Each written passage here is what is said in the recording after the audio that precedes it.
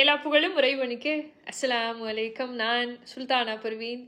சிந்தனைக்காக உங்களோடு சில நிமிடம். அல்ஹம்துலில்லாஹ், மாஷா அல்லாஹ். இன்னைக்கு சிந்தனைக்காக சில நிமிடம் 500வது பகுதி. எனக்கு தொடர்ந்து ஆதரவு கொடுத்த உங்க எல்லாருக்கும் இந்த நல்ல நேரத்தில் நான் நன்றியை தெரிவிச்சுக்கிறேன். இந்த 500வது பகுதி ஒரு விழிப்புணர்வு பதிவாக இருக்கணும் அப்படின்னு நான் நினைக்கிறேன். இப்போ உணவு அப்படின்னு எடுத்துக்கிட்டோன்னு சொன்னால், உணவு ஒரு காலத்தில் ஆரோக்கியத்திற்காக நம்ம உணவை நம்ம சாப்பிட்டோம். இன்னைக்கு உணவு அப்படின்னு எடுத்துக்கிட்டா உணவுக்குன்னு ஒரு ஸ்டேட்டஸ் வச்சுட்டோம். உணவுனா இன்னைக்கு சந்தோஷம், நீ சந்தோஷமா இருக்கணும்னா இன்னைக்கு சாப்பிடலாம் அப்படிங்கிற மாதிரி. என்னைக்கு ஆரோக்கியம் அப்படிங்கிறதுல இருந்து உணவை மகிழ்ச்சிங்கிற ஸ்டேட்டஸ்க்கு மாற்றினமோ அன்னைக்கே நம்ம ஆரோக்கியத்தை இழக்க ஆரம்பிச்சிட்டோம். இப்படிதான் ஒரு வீட்டில் என்ன ஆகுது, ஒரு அம்மா சமைச்சிக்கிட்டு இருக்காங்க, அவசர அவசரமாக சமைச்சிக்கிட்டு இருக்காங்க. பெரிய பையன் வரான், அம்மா இன்னைக்கு என்னம்மா சமையல் அப்படின்னு சொல்லி கேட்குறான். அம்மா சொல்கிறாங்க, சாப்பாடு வச்சுட்டேன்டா, ரசம் செஞ்சுருக்கேன், சாம்பார் இருக்குது, அதோட இன்னைக்கு கீரை செய்கிறேன், நம்ம எல்லாம் கீரை சாப்பிடணும் அப்படின்னு சொல்கிறாங்க. அவனுக்கு கோவம் வருது, என்னம்மா கீரைலாம் போய் செய்கிறீங்களா, வேண்டாம் நம்ம ஹோட்டல் போகலாம் அப்படின்னு சொல்கிறான். அதெல்லாம் கிடையாதுடா போ அப்படின்னு அனுப்பிச்சி வச்சிடறாங்க. பெரிய பையன் கோவமாக போய் சோஃபாவில் உட்காடுறான். சின்ன பையன் வரான், அவனும் கேட்குறான், அம்மா இன்னைக்கு என்னம்மா சமையல் அப்படின்னு. அம்மா இதையே சொல்கிறாங்க, கீரை கடைஞ்சிருக்கேன், சாம்பார் ரசம் அப்படின்னு. ஏம்மா இப்படி பண்ணுறீங்க, எனக்கு தெரியாது, இன்றைக்கி நம்ம ஹோட்டல் போயே ஆகணும் அப்படின்னு அடம் பிடிக்கிறான். இவன் அழுகவே ஆரம்பிச்சிடறான். அம்மாவுக்கு என்ன பண்ணுறதுனே தெரியல.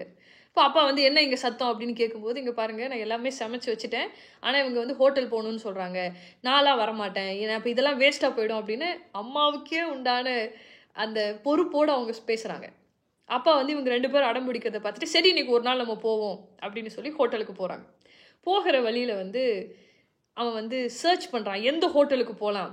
இப்போ ரேட்டிங் பார்க்குறான், எது அதிகமான ரேட்டிங் கொடுத்துருக்கோ, கூகுள் ரிவ்யூவில் எது அதிகமான ரேட்டிங் இருக்கோ அந்த ஹோட்டலுக்கு போகிறான். 4.7 ரேட்டிங். அந்த ஹோட்டலுக்கு போயிட்டாங்க, உள்ளே போயாச்சு, ஏசி ஆம்பியன்ஸ்லாம் ரொம்ப நல்லா இருக்குது. உள்ளே உட்காந்தாச்சு. உட்காந்தோடனே முதல்ல எடுத்த உடனே சூப் ஆர்டர் பண்ணுறாங்க. அம்மாவுக்கு மனசே இல்லை, வீட்டில் எல்லாமே நான் செஞ்சு வச்சுட்டேன், ஆனால் நம்ம இப்படி சாப்பிடாம வந்துட்டோன்னு மனசே இல்லாமல் தான் அம்மா உட்காந்துருக்காங்க. இந்த பசங்கள்லாம் ஒரு குஷியோடு இருக்காங்க. ஃபஸ்ட்டு சூப் ஆர்டர் பண்ணுறாங்க, வருது, குடிச்சு பார்க்குறாங்க, பயங்கரமான காரமாக இருக்குது. அம்மா அப்படியே மூஞ்சியை பார்க்குறாங்க. பசங்கள்லாம் என்ன கூட்டிகிட்டு வந்துட்டோம் இல்லையா, எதுவும் சொல்ல முடியாது இல்லையா அம்மா கிட்ட, அம்மா சூப்பர்மா குடிங்க அப்படின்னு சொல்லி காரத்தோடவே குடிக்கிறாங்க. அப்பா எதுவும் பேசல, அவர் அப்படியே குடிச்சிடுறாரு. அடுத்தடுத்த உணவுகள் நிறைய ஸ்டார்டர்ஸ் ஆர்டர் பண்ணுறாங்க. அதுக்கப்புறம் புரோட்டா, சிக்கன் பிரியாணி, மட்டன் பிரியாணி எல்லாம் ஆர்டர் பண்ணி ஒன்று சாப்பிடும்போது சில உணவுகள் நல்லா இருக்குது, சில உணவுகள் நல்லாவே இல்லை, ஆனாலும் வந்துட்டோம் அப்படிங்கிறதுக்காக சாப்பிட்றாங்க. சாப்பிட்டு முடித்தோன்னு என்ன ஆகுது, பில்லு வருது. பில்லில் 2200 அப்படின்னு பில்லு போட்டிருக்கு. அப்பா பே பண்ணுறாரு. பசங்க 2 பேரும் முகத்தை பார்த்துக்கிறாங்க. அம்மாவுக்கு மனசெல்லாம் ஒரு மாதிரி ஆகுது. ஒரு மாதம் முழுக்க மளிகை சாமான் நான் வாங்கி போட்டிருப்பேன், ஆனால் ஒரு நேரத்துக்கு இவ்வளோ காசு இங்கே கொடுக்க வச்சுட்டாங்களே அப்படின்னு கோவத்தோடவே வெளியில் வராங்க. வெளியில் தம்பி அண்ணன் கிட்ட சொல்கிறான், அண்ணா பேசாமல் அந்த கீரை குழம்பே நம்ம சாப்பிட்ருக்கலாமோ, இங்கே அப்படி ஒன்றும் நல்லா இல்லை அப்படின்னு சொன்னானா. இது எதுக்காக சொல்கிறேன் அப்படின்னு சொன்னால், நிறைய நேரங்களில் இப்படி தான் நடக்கும். நம்ம கூகுள் ரேட்டிங் பார்த்துட்டு சில ஹோட்டலுக்கெல்லாம் போகும்போது இப்படி நடக்கும். சமீபத்தில் எனக்கு வாட்ஸ்அப்பில் ஒரு மெசேஜ் ஒன்று வந்தது. என்னுடைய ப்ரைவேட் நம்பருக்கு அந்த மெசேஜ் வந்தோடனே நான் உடனே அதை பிளாக் பண்ணிட்டேன். அந்த மெசேஜ் என்னென்னா, நீங்கள் ஆன்லைன் ஜாப் பண்ணுறதுக்கு விரும்புகிறீங்களா அப்படின்னு சொல்லி ஒரு மெசேஜ். நான் உடனே நான் அதை பிளாக் பண்ணிட்டேன். திருப்பி ஒரு 1 வீக் கழித்து அதே மாதிரி இன்னொரு அன்னோன் நம்பர்லேருந்து வந்தது. ஆன்லைன் ஜாப் உடனே உங்களுக்கு பணம் கொடுக்கும், நீங்கள் ஒரு லிங்க்கில் போய் நாங்கள் சொல்கிறத நீங்கள் டைப் பண்ணால் போதும், உங்களுக்கு நாங்கள் உடனே ஜிபே பண்ணிவிடுவோம், ஒரு தடவை நீங்கள் அதில் லிங்க்கில் எழுதிட்டீங்க அப்படின்னு சொன்னால் உங்களுக்கு 50 ரூபீஸ் அப்படின்னு மெசேஜ் போட்டிருந்தாங்க. நான் என்னோடய ப்ரைவேட் நம்பர் அப்படிங்கிறதுக்காக அதில் எதுவும் பண்ணக்கூடாதுன்னு என்னோடய ஃப்ரெண்டுக்கு அதை நான் அனுப்பிச்சி வச்சேன். அவள் அதே மாதிரி அவளுக்கு மெசேஜ் வந்தது. அவள் அந்த லிங்க்குள்ளே போய் அவங்க என்ன சொல்கிறாங்களோ அதை டைப் பண்ணி உண்மையிலுமே அவன் பணம் அனுப்புகிறானான்னு பார்க்கலாம் அப்படின்னு சொல்லி நாங்கள் அதை ஒரு எக்ஸ்பெரிமெண்ட் மாதிரியே போய் பண்ணோம். அவன் உண்மையிலுமே பணம் அனுப்பிச்சிட்டான். இப்போ அந்த வேலை என்ன தெரியுமா, சத்தீஸ்கரில் இருக்கக்கூடிய ஏதோ ஒரு உணவு அந்த ஹோட்டல், அதில் அவன் சொல்லக்கூடிய வாக்கியம் என்னென்னா, ஃபுட்டு டெலிஷியஸாக இருக்குது, கண்டிப்பாக ஃபேமிலியோடு ட்ரை பண்ணலாம், அதுதான் அந்த வாக்கியம். இதை நீங்கள் டைப் பண்ணிவிட்டு 5 ஸ்டார் ரேட்டிங் கொடுங்க, உடனே அதை நீங்கள் ஸ்க்ரீன்ஷாட் அனுப்பிச்ச உடனே உங்களுக்கு 50 ரூபீஸ் ஜிபே. அவன் என்கிட்ட கேட்டாடி, இப்படி சொல்கிறான் பண்ணட்டுமா அப்படின்னு. பண்ணி தான் பாரு, அவன் கொடுக்குறானான்னு பார்க்கலாம் அப்படின்னு சொன்னோன்னே அவள் பண்ணிட்டா. நெக்ஸ்ட்டு செகண்ட் அவளுக்கு பணம் வந்துருச்சு, 50 ரூபீஸ் வந்துருச்சு.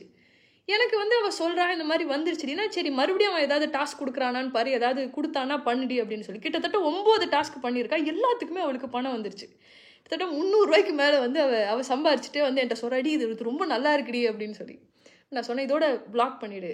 ஏன்னா நாம் கொடுக்கக்கூடிய ஒரு ரிவ்யூ யாரோ ஒருத்தரோட உடல் நலத்துக்கு வந்து கேடாக இருக்கும் அப்படின்னு சொன்னால் அது கண்டிப்பாக அந்த விஷயத்தை நம்ம செய்யக்கூடாது, பிளாக் பண்ணிடுன்னு சொன்னால் அவள் பிளாக் பண்ணிட்டா. இது எனக்கு வந்து எந்த அளவுக்கு ஆச்சரியத்தை ஏற்படுத்துச்சுன்னா, நீங்கள் சொல்லுங்களேன், தமிழ்நாட்டில் இருக்கக்கூடிய எனக்கு சத்தீஸ்கரில் இருக்கக்கூடிய ஒரு ஹோட்டலுக்கு வந்து ரிவ்யூ பண்ணுங்க அப்படின்னு ஒருத்தன் கிளம்பி வரான் அப்படின்னு சொன்னால், அப்போ தமிழ்நாட்டில் இருக்கக்கூடிய ஒரு ஹோட்டலுக்கு சத்தீஸ்கரில் இருக்கக்கூடிய ஒருத்தன் ரிவ்யூ போடுவானா இல்லையா?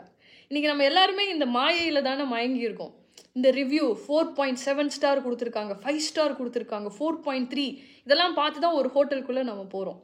அப்போது அந்த ஹோட்டலுடைய ரிவ்யூவே ஃபேக்காக இருக்குது. அப்படிங்கும்போது கண்டிப்பாக இதை பற்றி நம்ம யோசிச்சே ஆகணும். என்னோட ஃப்ரெண்டுக்கு வந்து சிவியராக ஸ்டொமக் பெயின் இருந்துக்கிட்டே இருந்தது. அவள் என்கிட்ட சொல்லிகிட்டே இருப்பாள், எனக்கு ஸ்டொமக் பெயினாகவே இருக்குன்னு சொல்லி. நான் வந்து எனக்கு தெரிஞ்சவங்க கிட்டலாம் கேட்கும்போது எனக்கு ஒரு டாக்டர் வந்து சஜஸ்ட் பண்ணாங்க. சேலமில் இருக்கார் அவர். ஹோப் உங்கள் எல்லாருக்குமே தெரிஞ்சிருக்கும். ஒரு ஃபேமஸான டாக்டர். யூடியூப்பில் வந்து எஸ்ஜே அப்படின்னு போட்டால் வரும், எஸ்ஜே டாக்டர் அவர். நாங்கள் போய் அவரை மீட் பண்ணோம். நிறைய விஷயத்த வந்து நான் தெரிஞ்சுக்கிட்டேன். என்னுடைய பழக்க வழக்கங்கள் நான் மாறுறதுக்கு அவர் வந்து ஒரு முக்கிய காரணமாகவே இருந்திருக்காரு அப்படின்னு சொல்லலாம். உள்ளே போன உடனே அவர் கேட்ட விஷயம், நீங்கள் எத்தனை வயசு? இவன் 20s இருக்கனால அது 23 ஆகுது அப்படின்னு அவள் சொல்கிறாள். என்னம்மா அப்படின்னு கேட்கும்போது எனக்கு ஸ்டொமக் பெயின், அவள் நிறைய சிம்டம்ஸ்லாம் சொல்கிறாள். இப்போ டாக்டர் சொல்கிறாங்க உனக்கு அல்சர் இருக்குமா அப்படின்னு சொல்லி. எனக்கு ரொம்ப ஷாக் ஆகிடுச்சு. அது எப்படி 20s இருக்கக்கூடிய ஒரு பொண்ணுக்கு எப்படி அல்சர் வரும் அப்படின்னு சொல்லி நான் கேட்குறேன் டாக்டர்கிட்ட. அது எப்படி டாக்டர் 23 எப்படி அல்சர் வரும்? உடனே அவர் என்கிட்ட என்ன சொல்கிறாரு, 8 to 12 வயசு வரைக்கும் இருக்கக்கூடிய குழந்தைகளை மட்டும் 3000 பேரை நான் ட்ரீட் பண்ணுறேன் இந்த அல்சருக்காக அப்படின்னு அவர் சொன்னது எனக்கு உண்மையிலுமே ஷாக்கிங்காக இருந்தது. நம்ம எல்லாம் ஒரு டேக் வச்சு நம்ம சுற்றிட்டு இருக்கோம் இல்லையா? கல்லை தின்னாலும் கரையிற வயசு, எதை வேணாலும் சாப்பிட்லாம், எங்களுக்கெல்லாம் ஒன்றும் ஆகாது, இதெல்லாம் 50 வயசுக்கு மேலே தான், இதெல்லாம் 60 வயசுக்கு மேலே தான், இந்த பத்தியம் இதெல்லாம் அப்படின்னு சொல்லி. அப்படி இல்லை. அந்த கல்லை தின்னாலும் கரையிற வயசு அப்படிங்கிற அந்த டேக் இருக்கு இல்லையா, அது போன ஜென்ரேஷனோடவே முடிஞ்சிருச்சு. அந்த உணவு முறைகள் வேறு. இன்னைக்கு நாம் சாப்பிடக்கூடிய உணவு முறைகள் அப்படிங்கிறது இட்ஸ் கம்ப்ளீட்லி டிஃப்ரெண்ட். இன்றைக்கி நம்ம அம்மாலாம் வந்து வீட்டில் சொல்லும்போது நமக்கு வந்து அலட்சியமாக தெரியுது. ஆனால் அதனுடைய பாதிப்புகள் அப்படின்னு பார்க்கும்போது அது ரொம்ப மோசமாக இருக்குது. நீங்கள் யோசிச்சு பாருங்களேன், 8 வயசுலேருந்து 12 வயசு வரைக்கும்னா அந்த குழந்தைகளுக்கு என்ன தெரியும்? அவங்களுக்கு எப்படி அல்சர் வரும்? எல்லாமே இந்த ஜங்க் ஃபுட் தான். குழந்தைங்க ஆசைப்படுறாங்க அப்படின்னு சொல்லி நீங்கள் விதவிதமாக வாங்கி கொடுக்கக்கூடிய அந்த ஃப்ரைட் சிக்கன்லாம் அவங்களுக்கு வந்து இன்னும் வயசு எங்கே இருக்குது? 60 வயசு வரைக்கும் போக வேண்டாமா? 60-70 வயசு வரைக்கும் வாழ வேண்டாமா? 8 வயசில் 9 வயசில் வந்து உடம்பை கெடுத்துக்கிறாங்க அப்படின்னு சொன்னால் கண்டிப்பாக பெற்றோர்கள் வந்து இதை பற்றி நீங்கள் யோசிச்சு பார்க்கணும். என்ன வேணால் அவங்க கேட்கட்டுமே, எப்படி வேணாலும் அடம் பிடிக்கட்டுமே. ஹெல்த் கான்ஷியஸ் அப்படிங்கிறது ரொம்ப முக்கியமான ஒரு விஷயம். இப்போ நீங்கள் என்னோடய வீடியோஸ் பார்க்குறீங்க, என்னோடத தொடர்ந்து பார்க்குறீங்க அப்படின்னு சொன்னால் கண்டிப்பாக நீங்கள் கோல் ஓரியன்டான ஒரு பர்சனாக தான் இருக்கணும். இப்போ வாழ்க்கையில் லட்சியத்தோடு இருக்கிறோம், குறிக்கோளோடு நம்ம இருக்கிறோம் அப்படின்னு சொன்னால் ஹெல்த் ரொம்ப முக்கியமான ஒரு விஷயம். நான் இவ்வளோ தூரம் பேசுகிறேன், இதை பற்றி இவ்வளோ தூரம் நான் பேசுகிறேன்னா அதுக்கு காரணம் என்னென்னா, நானுமே ஒரு ஃபுடி தான். எனக்குமே சந்தோஷம், இப்போ நான் கொஞ்சம் நேரத்தில் நான் சந்தோஷமாகணும் அப்படின்னு நினச்சா பக்கத்தில் என்ன ஹோட்டல் இருக்குது, அங்கே என்ன டிஃப்ரெண்ட்டான ரெசிபி இருக்குது, அதை சாப்பிடணும் அப்படின்னு நினைக்கக்கூடிய ஆள் தான். ஆனால் என்னோடய ஃப்ரெண்டுக்கு வந்த அந்த அல்சருங்கிறது அப்படியே எனக்கு கம்ப்ளீட்டாக சேஞ்ச் பண்ணிடுச்சு. அந்த டாக்டர் சொல்லக்கூடிய விஷயங்கள்லாம் கேட்கும்போது உண்மையிலுமே எனக்கு பயமாகவே இருந்தது. அவர் எப்படி எக்ஸ்பிளைன் பண்ணார்னா, உங்களுடைய உடலில் இருக்கக்கூடிய மற்ற உறுப்புகளுக்கு ரத்தம் மட்டும்தான் போகும். கரெக்டாக ஹார்ட்டாக இருக்கட்டும், மற்ற என்ன பார்ட்ஸாக வேணா இருக்கட்டும், உடம்புக்குள்ளே இருக்கக்கூடிய மற்ற எல்லா பார்ட்ஸுக்குள்ளேயும் போகக்கூடிய விஷயம் பிளட்டு மட்டும்தான். ஆனால் அந்த உணவு குழாய் அப்படின்னு வரும்போது நம்ம சாப்பிட்ற எல்லாமே அதுக்குள்ளே தான் போகுது. நீங்கள் காரமாக சாப்பிட்டா உள்ளே தான் போகும், இனிப்பாக சாப்பிட்டா உள்ளே தான் போகும், எல்லாமே உள்ளே தான் போகும். அது வந்து வெடிக்கலாம், அது ஓட்டையாகலாம், அது கிளியலாம் அப்படின்னு அவர் சொல்லும்போது உண்மையிலுமே எனக்கு பயமாக இருந்தது. இதுக்கு வயசே கிடையாதுங்க. யோசிச்சு பாருங்க, 8 வயசு குழந்தை, அதுக்கு என்ன? நம்ம சொல்கிறோம் 20-22 வயசில் சொல்கிறோம் கல்லை தின்னாலும் கரையிற வயசுன்னு. அந்த வயசில் அது கெடுது அப்படின்னா இந்த வயசெல்லாம் இங்கே மேட்டரே கிடையாது. நம்ம சாப்பிடக்கூடிய விஷயங்கள் தான். உண்மையிலுமே நம்ம கான்ஷியஸாக சாப்பிட வேண்டிய ஒரு நிலைக்கு நம்ம வந்துட்டோம். இந்த வீடியோவை பார்த்துக்கிட்டு இருக்கக்கூடிய டீச்சர்ஸ் யாராவது இருந்தீங்கன்னா, இல்லை பேரண்ட்ஸ் யாராவது இருந்தீங்கன்னா, நான் டீச்சர்ஸ்க்காக இதை நான் சொல்கிறேன். ஸ்கூலில் ஒரு குழந்தை ஜங்க் ஃபுட்டே சாப்பிடலை அப்படின்னு சொன்னால் அசம்பிளியில் கூப்பிட்டு அவங்கள என்கரேஜ் பண்ணுங்கள். நான் வந்து இவ்வளவு தூரம் இது எதுக்குமா நீங்கள் பேசுகிறீங்க, சாதாரண சாப்பாடு தானே அப்படின்னு நீங்கள் நினைக்கலாம். அப்படி கிடையாது. ஒருத்தன் நைட்டு 2 மணிக்கு போய் பிரியாணி கடையில் நின்று பிரியாணி சாப்பிட்றான் அப்படின்னா அது சாதாரண விஷயம் கிடையாது. That's addiction. நீங்கள் தம் அடிக்கிறது எப்படி அடிக்ஷனோ, தண்ணி அடிக்கிறது எப்படி அடிக்ஷனோ, மற்ற எல்லா கெட்ட பழக்கங்களும் எப்படி அடிக்ஷனோ, உணவும் இன்றைக்கி அடிக்ஷன் தான். என்னால் இதை சாப்பிடாமல் இருக்க முடியல அப்படின்னு சொல்கிற அளவுக்கு அது அடிக்ஷன் தான். 2 மணிக்கு பிரியாணி கடை எப்படி ஓப்பன் பண்ணுறாங்க? ஏன்னா அதுக்கு அடிக்டான ஆட்கள் இங்கே இருக்காங்க.